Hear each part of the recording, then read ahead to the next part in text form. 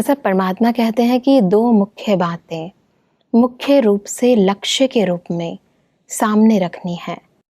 वो कौन सी? एक तो लव और दूसरा लवलीन। कर्म में, वाणी में, संपर्क में व संबंध में लव, और स्मृति में व स्थिति में लवलीन रहना है। जो जितना लवली होगा वह उतना ही लवलीन रह सकता है।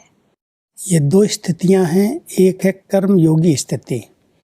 जब हम कर्म और व्यवहार में आते हैं तो हमारा जो आत्मिक प्यार है, रूहानी प्यार है, उससे हम कर्म करें और सबसे कराएं। संबंध संपर्क में आते हुए, कर्म करते हुए हमें ऐसे अनुभव हो कि ये हम एक परिवार के हैं। जैसे परिवार में स्नेह, सच्चा प्यार जरूरी होता है, ऐसे ही परमात्मा हम सबको सिखा रहे हैं कि कर्म में आओ, व्यवहार में आओ, हर एक से मिलो जुलो, तो उसमें एक रूहानियत का आत्मिक प्यार, उल्लाह दिखाई देना चाहिए जी। और जब आप योग अभ्यास करते हो, परमात्मा की याद में बैठते हो, तो ऐसे लगे कि जैसे मग्न स्थिति में, लीन स्थिति में बैठे हुए हैं। उस प्यार में समाने की स्थिति को लवलीन स्थिति कहते हैं जी।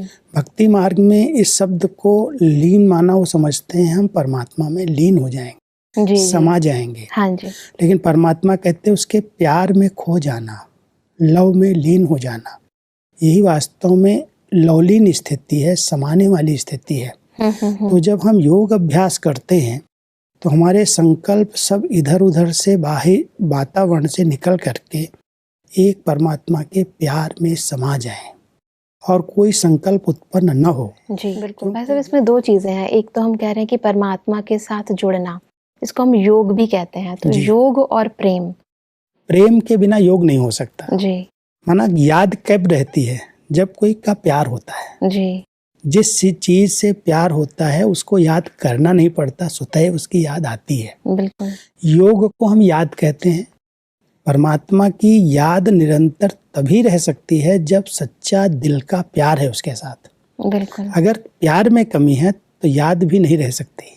हम कैसे याद करेंगे? प्यार ही नहीं हमारा। आज किसी बच्चे से माँ का प्यार है, माँ से बच्चे का प्यार है, तो उसकी याद नेचुरल आती है जी। उसको याद करने के लिए कोई माला और मूर्ति लेने की भी जरूरत नहीं है। बिल्कुल। स्वतः याद है क्योंकि उसने इतनी पालना दी है, इतनी प्राप्तियां कराई हैं। जी। तो जैसे संबंधों में प्यार है, जी। सच्चा प्यार, निस्वार्थ प्यार होता है, ऐसे ही परमात्मा कहता है इसको परिवर्तन करो।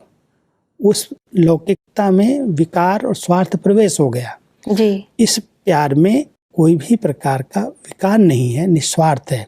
और जब प्यार में आत्मा समा जाती कि प्रभु ने मुझे इतना सब दिया, ज्ञान, गुण, शक्तियां, अथाह खजाना, अविनाशी चीजें प्राप्त कराई, तो प्राप्ति के आधार से जब प्यार उत्पन्न होता है तो उसकी याद नेचुरल रहती है। योग का आधार है प्यार, इसलिए कहते हैं याद प्यार। जी जी जी। याद हम तब कर सकते हैं जब सच्चे दिल का प्यार है। अगर प्यार में कमी है तो योग लगेगा ही नहीं। बिल्कुल।